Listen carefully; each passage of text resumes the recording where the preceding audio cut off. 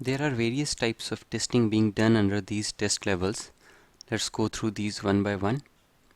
Static reviews, a testing type where the test documents are manually reviewed to check the sanity of the document to make sure the templates testing processes are being followed. The actual software is not tested here. This type of review also involves reviewing software requirements for their testability and making sure they are unambiguous. Next is smoke testing. It performs a broad and shallow validation of the software.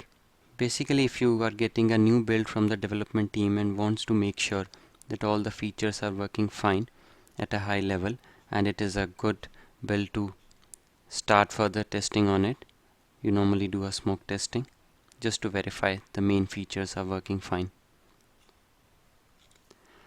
Functional testing is required to test the features of software. The majority of the testing effort falls under this type. This is a type of black box testing that is based on the specifications of the software that is to be tested. The application is tested by providing input and then the results are examined that need to conform to the functionality it was intended for. Functional testing of a software is conducted on a complete integrated system to evaluate the system's compliance with its specified requirements. There are 5 steps that are involved while testing an application for functionality. The determination of the functionality that the intended application is meant to perform, the creation of test data based on the specifications of the application, the output based on the test data and the specifications of the application, the writing of test scenarios and the execution of test cases, the comparison of actual and expected results based on the executed test cases. An effective testing practice will see the above steps applied to the testing policies of every organization, and hence it will make sure that the organization maintains the strictest of standards when it comes to software quality. Now move on to the integration testing. It is the interaction between the software components and modules which is being tested here. Integration testing makes sure that interfaces between the components and the integration of those components are working as per the software specifications, as you can see in a diagram. Consider this as module A and this as module B.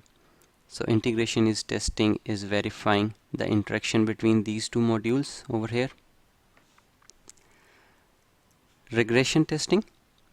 The purpose of regression testing is to verify the unintended side effects that may have been introduced into the system as a result of the defect fixes, new or changed functionality, environment or hardware change. Whenever a change in a software application is made, it is quite possible that other areas within the application have been affected by this change. Regression testing is performed to verify that a fixed bug hasn't resulted in another functionality or business rule violation. The intent of regression testing is to ensure that a change such as a bug fix should not result in another fault being uncovered in the application. Regression testing is important because of the following reasons. Minimize the gaps in testing when an application with changes made has to be tested. Testing the new changes to verify that the changes made did not affect any other area of the application. Mitigates risks when regression testing is performed on the application. Test coverage is increased without compromising timelines. Increase speed to market the product. Now move on to the automation. It automates the manual testing steps to control the execution of tests and the comparison of actual and expected results by using specialized software. Automation executes pre-scripted tests developed in a coding language, that is Java, VB, C#, on a software application. Some testing, like regression testing, are the best candidates for automation or wherever repetitive effort is required. Another example could be smoke testing. UAT testing or user acceptance testing. The final testing level is conducted to determine if the software is ready for release. The actual users test the software to find if it meets their business needs. Test analysts provide support in coordination for acceptance testing if required. Non-functional testing. The quality attributes of software are tested. Non-functional testing includes security, usability, performance. Performance testing. It tests the performance of a software under the expected loads. It could be further categorized into load, stress, or volume testing. The main idea is to validate the performance of the application under the expected loads. Say 300 users are trying to access the application online at one time. So it should be performance testing to see how it behaves under that load. Security testing. It is a non-functional testing type and intends to identify the flaws in the security mechanisms of the software. Software security vulnerabilities are big business for potential attackers. Identifying them early and knowing what common pitfalls to avoid can make a big difference to the resilience of the applications. The web coding standards are set by OWASP, which is Open Web Application Security Project, and the current standard is OWASP Top 10 2013, and its aim is to focus and educate developers, designers, architects, managers, and organizations about the consequences of the most important web application security weaknesses. The Open Web Application Security Project OWASP is a worldwide not-for-profit charitable organization focused on improving the security of the software.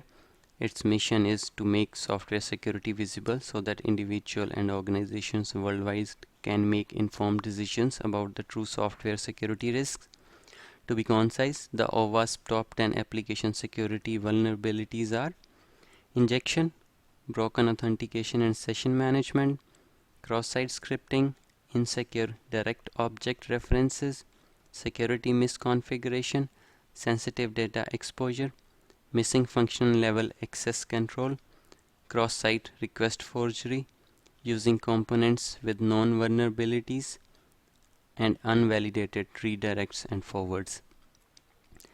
There is another term to it, penetration testing.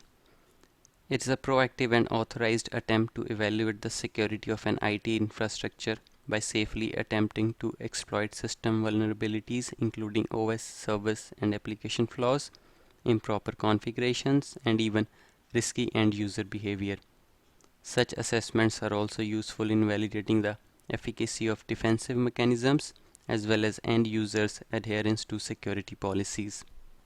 The last one is testing in production.